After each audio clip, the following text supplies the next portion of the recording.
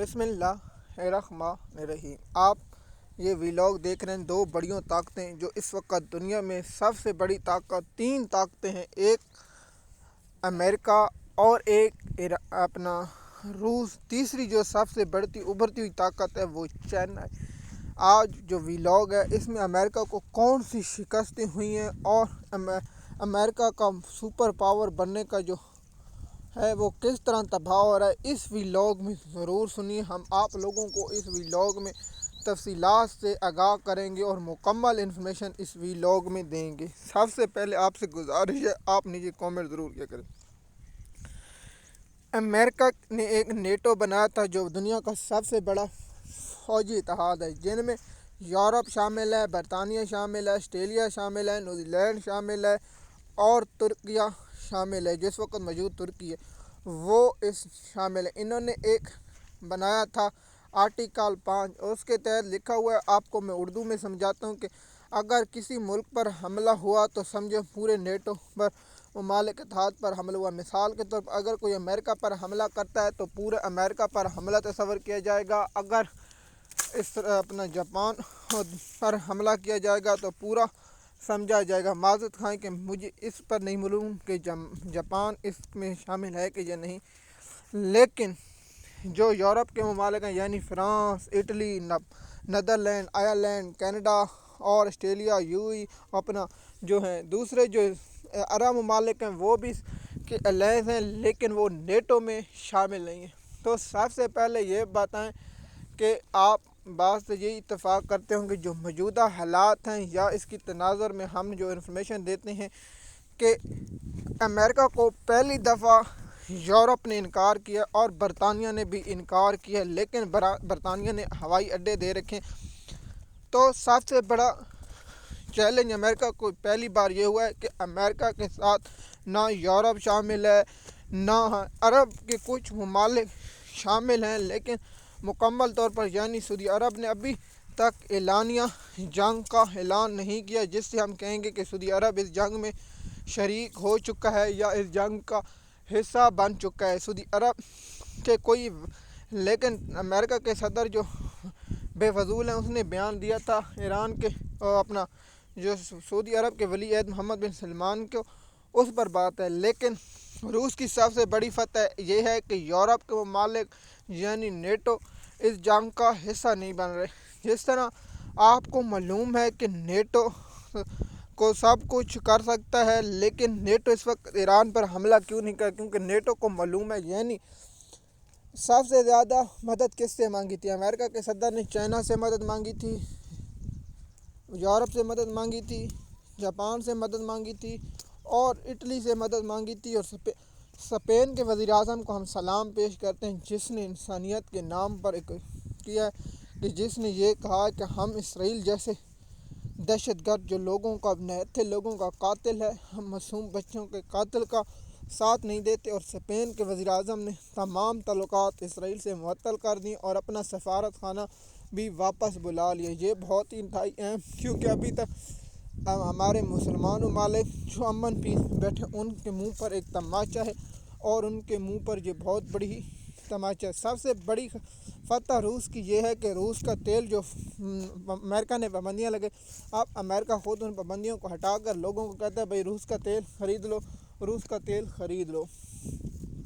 تو دوسری بات یہ ہے کہ روس کا جو تیل پہلے نہیں بک رہا تھا وہ ڈبل قیمت پر بک رہا ہے، یعنی روس نے جو تیل سٹور کر رکھا تھا اس کی قیمت فوری طور پر ڈبل ہو گئی۔ یعنی آپ کے پاس تیل پڑا تھا پرانا جو 50 یا 40 ڈالر کا بکنا تھا، وہ 100 سے زیادہ اوپر ڈالر کا روس اس کو فروخت کر رہا ہے۔ یعنی روس کے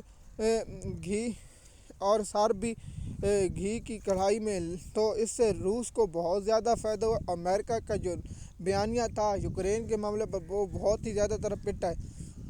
آپ لوگوں کو جاننے کے لیے ہماری جو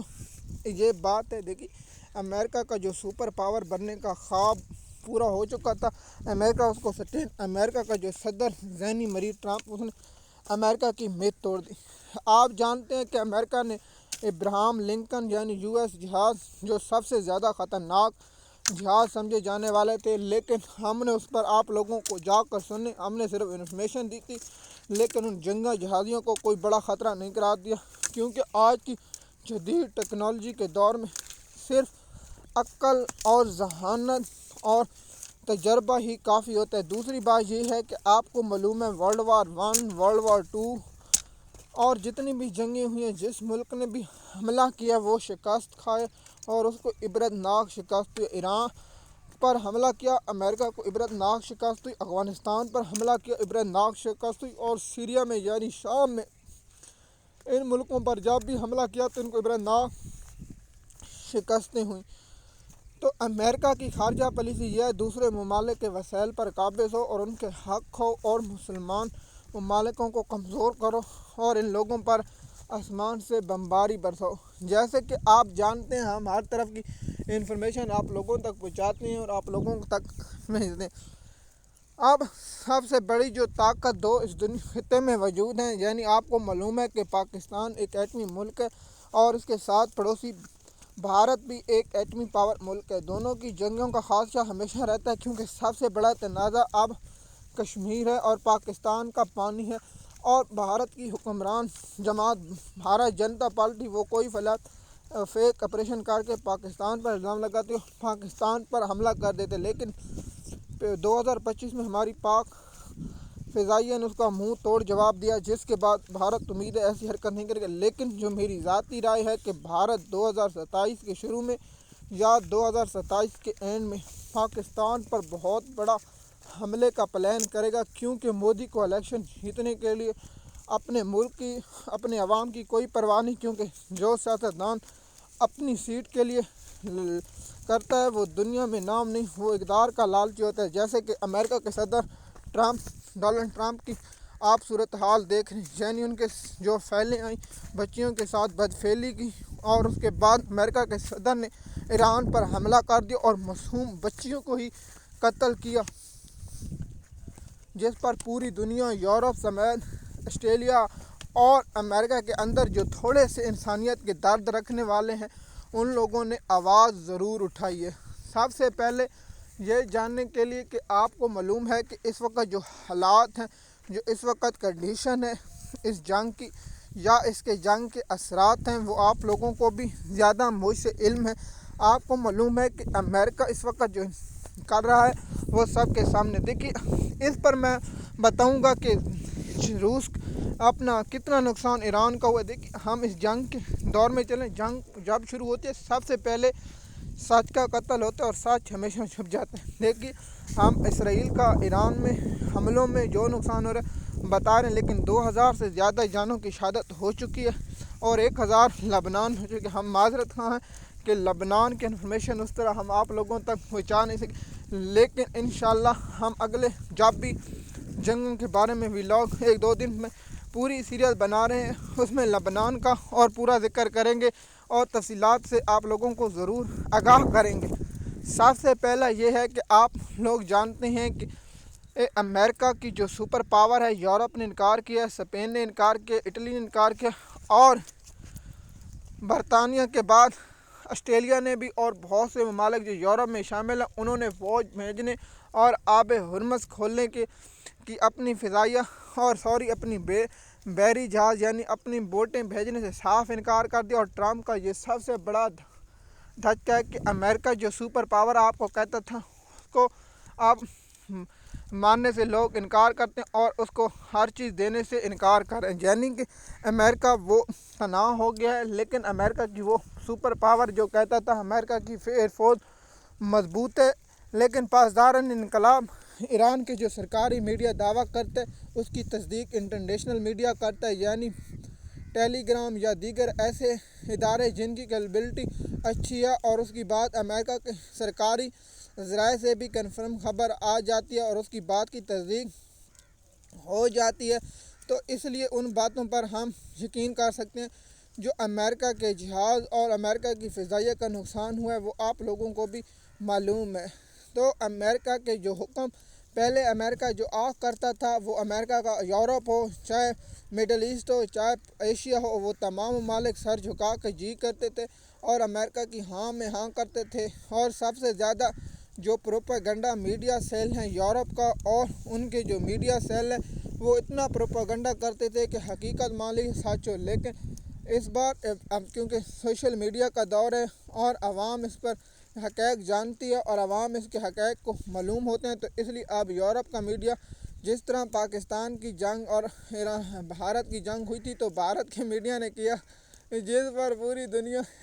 چکر لگے، اور ہمارے والوں نے بھی تو کسا نہیں، جو دونوں مقام میڈیا کو ایک نشان ملنا چاہیے جو میڈیا کی فیک خبریں جلاتے ہیں۔ تو آپ کو معلوم ہے کہ پیوٹن کی یہ بہت بڑی فتح ہے اور چائنا کی یہ بہت بڑی فتح ہے کہ یورپ اور امریکہ کے اتحادیوں اس جنگ میں شامل نہیں ہو رہے، اور روس کا تیل بک رہا ہے اور چائنا کو تیل مل رہا ہے، اور اس لیے نہ چائنا کو مسئلہ ہے اور نہ ہی روس کو کوئی اس جنگ سے مسئلہ ہے۔ اور ایران کی جو عمارتیں اور ایران کی جو بلڈنگ ہے، جو اسٹرکچر کہتے ہیں، تباہ ہو رہا ہے، لیکن ایران اپنا دفاع حق رکھ کے امریکہ کو اسرائیل کو منہ توڑ جواب دے رہا ہے، جس سے امریکہ کا اسرائیل کا ہی بہت زیادہ نقصان ہوا ہے۔ اور ان کے دفاعی نظام، یعنی آپ کو پتہ ہوگا کہ ان کے جو جاسوسی کرنے والا جہاز ہے جو $70 ملین کا تھا، وہ تباہ و برباد ہو گیا، اور اس کی جو تصویر آئی وہ دنیا نے دیکھی اور بیچارے سے مزید لگا، اور مزید لگنے سے اس کا جو حال ہوا مجھے اس کی بات شیئر کرنے کی ضرورت نہیں، وہ آپ مجھ سے بہتر جانتے ہیں۔ تو امریکہ اس وقت تنہائی کا شکار ہے، اور امریکہ اس وقت یہی سوچتا ہے کہ ہمیں کیوں نہیں کرنا۔ دوسری جو امریکہ کا وائس پریزیڈنٹ ہے وہ صدر بننے کی کرسی کے لیے تیار ہے، اور اس کے جو بیان متجاوز اتحاد برتنا اور اس کے ساتھ جو اس کی انفارمیشن دینا، اس سے ظاہر ہوتا ہے کہ صدر ٹرمپ کا انجام بہت قریب ہے، اور امریکہ میں صدر ٹرمپ کو ہٹانے کے لیے بہت ہی جلد کوشش کی جائے گی۔ امریکہ کا جتنا نقصان اور امریکہ کی جو خارجہ پالیسی پہ ناکامی ہوئی ہے یہ بہت بڑی ہے، اور امریکہ اس وقت تنہا ہے۔ امریکہ کے اتحادی یورپ جو ایک آنکھ مارتے تھے تو تمام ممالک اپنی فوجیں اپنی وسائل لے کر بھاگے امریکہ کی گود میں بیٹھ اور اسرائیل کی گود میں بیٹھ جاتے تھے۔ تمام ممالک یہ سمجھتے ہیں کہ یہ اسرائیل کی اور امریکہ اس میں کودا ہے، یہ نیٹو کی جنگ نہیں ہے۔ دیکھیے آپ دنیا میں، کیونکہ آپ لوگوں کو معلوم ہوگا، ان تمام لوگوں کو سلام پیش کرتے ہیں جو انسانیت کے درد رکھتے ہیں، جنہوں نے انسانیت کی خاطر غزہ کے معصوم لوگوں کی خاطر، جب وہ مسلمان حکمران اور مسلمان عوام سو رہی تھی تو ان لوگوں نے فلسطین کے معصوم بچوں کے لیے اور عوام کے لیے آواز اٹھائی تھی، تو ان کو ہم سلام پیش کرتے ہیں۔ اور ان کے جیسے جاپان، آسٹریلیا اور یورپ، اسپین اور ان کے بہت سے لوگوں نے جلوس نکالے، حالانکہ ان کا تعلق ان لوگوں سے نہیں تھا، صرف ان کا تعلق انسانیت اور اسرائیل کی دہشت گردی کے خلاف تھا، اور ان لوگوں نے حکمرانوں پر پریشر ڈالا اور تمام ریاستیں تسلیم کرنے لگیں۔ لیکن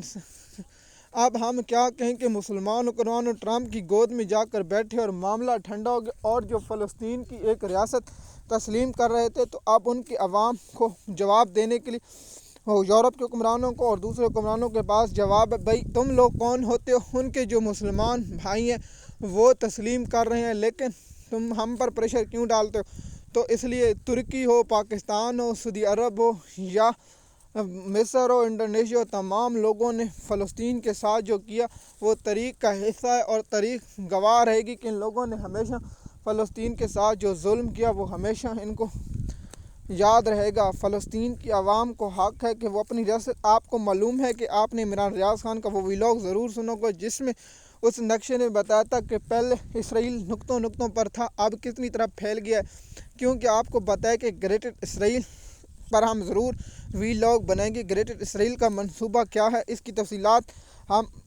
ایک ہفتے کے اندر آپ لوگوں کے ساتھ شیئر کریں گے، اور گریٹر اسرائیل کیوں بنانا چاہتے ہیں اس کی تصویر اور اس کی حقائق آپ لوگوں کے ساتھ ضرور شیئر کریں گے، اور آپ لوگوں کو مکمل تفصیلات سے آگاہ کریں گے، کیونکہ امریکہ کی تنہائی، آپ امریکہ کی جو شدت، آپ لوگ یہ سوچ رہے ہوں گے کہ میں نے امریکہ کا ٹرمپ کے جو آج خطاب کیا اس پر بات کیوں نہیں کر رہا، اس پر بھی بات ضرور کریں گے، اور آپ لوگوں کو اس کی تفصیلات سے آگاہ کریں گے۔ مزید معلومات کے لیے آپ ہمارے یوٹیوب چینل پر رہیں تاکہ آپ کو اس کی انفارمیشن وقت پر ملتی رہے۔ شکریہ۔